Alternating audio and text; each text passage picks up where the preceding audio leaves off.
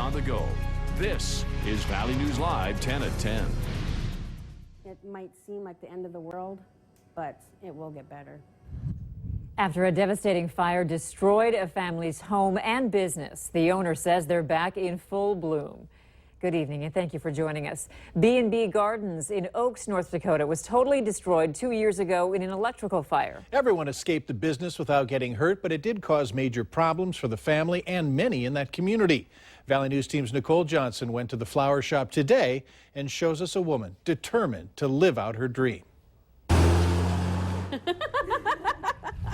Something good comes out of something bad. Growing, blossoming, flourishing. It happened so quick. I'd say the gift shop was probably down in an hour. Riva Bonenkamp was putting together flowers for a funeral 2 years ago when she saw smoke. Then her business, her home, and her dreams crumble before her eyes. It goes through your mind every single day. I mean, things that you've lost, just you go out there and say, oh, dang it, it was in the fire. I don't have it anymore. I mean, someone asked me, do you have this? Well, I did, but it went through the fire. Riva had just quit her job as a nurse and didn't want to give up the shop she started with her sister, Angie, as a hobby. Days after the fire, still in shock, they went back to work without a building. It was tough because, you have no restroom. We had a porta potty. We did. We had a porta potty. That was... Whatever it takes to keep the business going. With nothing left but these greenhouses, they rebuilt that dream, partly because the community couldn't see them stop. They've been able to build it up to be even better, and yet still then they do give back to the community in lots of different ways that they would not tell anybody. From total destruction to a new life, B&B Gardens is growing again. Maybe even growing into a second location in Lisbon. Day by day. Nicole Johnson, Valley News Live. B&B Gardens wants to thank the community of Oaks, many people donating money to a bank fund and say that helped a lot.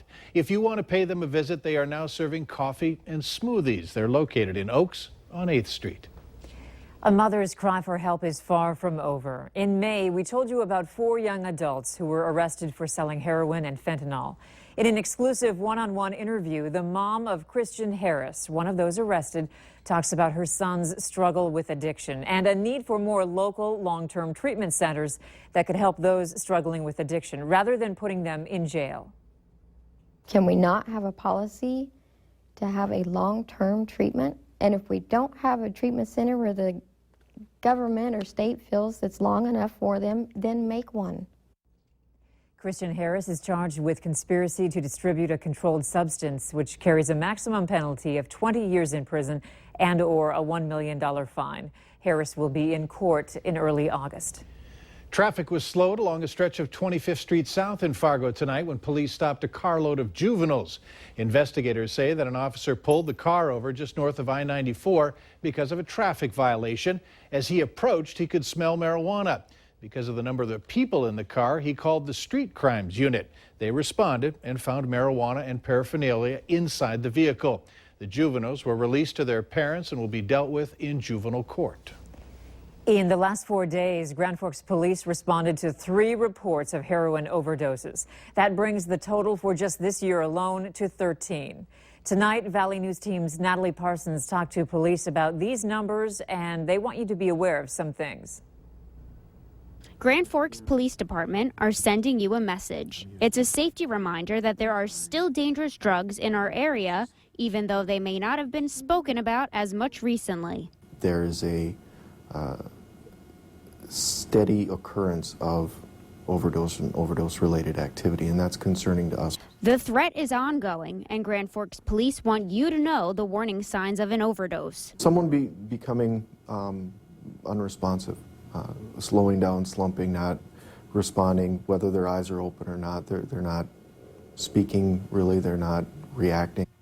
There are also signs that a person could be using opioid drugs, but the signs can be different depending on the drug used. But Lieutenant Zimmel says there is one thing that is consistent with all of them. A change in behavior, especially with those that you're closest to. Grand Forks and Fargo police departments continue working together to tackle this issue. Fargo police departments say the recent Grand Forks overdoses do not change their game plan. In June, they had one overdose that was not fatal, and Deputy Chief Joe Anderson says that they will continue taking action and being aggressive. Fargo police also says they hope the education they have provided the public on the opioid epidemic helps and prevents future overdoses.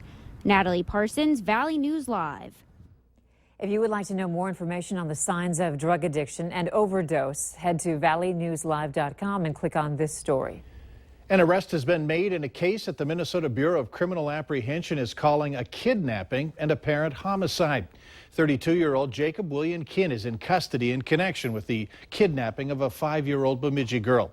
Investigators are still piecing together information, but they say there was a house fire on Wednesday. The charred remains of a body were found inside the home. That's when a massive search was launched for 5-year-old Brittany Blaser. The burned house was the last place that she was known to be. Kinn was questioned about the matters, and his answers led BCA agents to an area near Big Fork, Minnesota. That's where they found Brittany. More information is expected about Kinn's connection to the house fire and the apparent homicide. Early results are mixed and many more votes are yet to be counted across the water. Europe is holding its breath surrounding a UK vote in a national referendum on whether to quit the European Union. As those early results were coming in, the British pound fell in value. Early voters reported lines at polling stations despite torrential rain in London that caused localized floods, disrupting train services and blocked roads. With no major exit poll planned by UK broadcasters, a clear picture isn't expected to emerge about the overall result until early tomorrow. Today, the U.S. Supreme Court placed new limits on state laws that make it a crime for motorists suspected of drunk driving to refuse alcohol tests. Justices ruled today that police need a search warrant before requiring drivers to take blood alcohol tests. But the court declined to require a warrant for breath tests, which it considers less intrusive. The ruling came after 3 cases where drivers challenged so-called implied consent laws in Minnesota and North Dakota as violating the Constitution's ban on unreasonable search and seizure. It's unclear what impact the court's ruling will have on pending DWI cases. Drivers in all 50 states can have their licenses revoked for refusing drunk driving tests.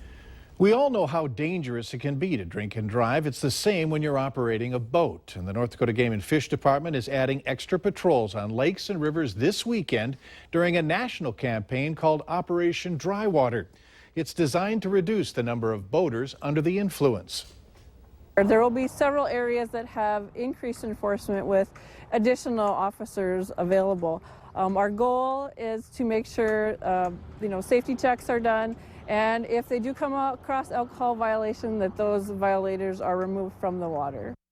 If you are convicted of BUI, you could pay a fine of up to $10,000 and spend time in jail. Now that summer has officially started, it's time to start dealing with mosquitoes. The city of Albert Lea, Minnesota is taking steps to inform and protect the community. 51 species of mosquitoes exist in Minnesota, but only a few are actually carriers of any virus.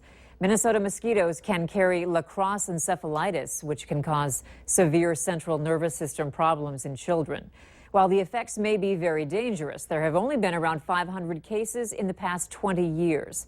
Experts say the mosquitoes that carry the Zika virus are not in Minnesota.